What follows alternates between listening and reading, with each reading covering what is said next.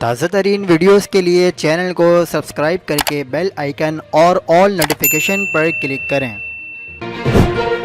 حق پاکستان نیوز کے ساتھ میں ہوں محمد جنید اسدی۔ ملک میں بارشوں کا باعث بننے والا نیا سسٹم داخل، آندھی، تیز ہوائیں اور بارشیں ہوں گی، بڑی پیش گوئی کر دی گئی۔ آپ کو بتاتے چلیں کہ لاہور سمیت ملک کے دیگر علاقوں میں تیز ہواؤں کے ساتھ موسلا دھار بارش کا امکان ہے۔ آج اسلام آباد سمیت صوبہ پنجاب کے بیشتر اضلاع میں موسم سرد، جبکہ گرد آلود ہواؤں اور گرج چمک کے ساتھ بارش اور مری گلیات میں برف باری کا بھی امکان ہے۔ محکمہ موسمیات نے مزید بتایا ہے کہ صبح سندھ کے بیشتر اضلاع میں بھی آج موسم خشک اور سرد رہے گا، تاہم کراچی، سکھر، لاڑکانہ، شہید بے نظیر آباد، حیدرآباد اور گرد نواح میں گرد آلود ہوائیں اور جھکڑ چلنے کا امکان ہے۔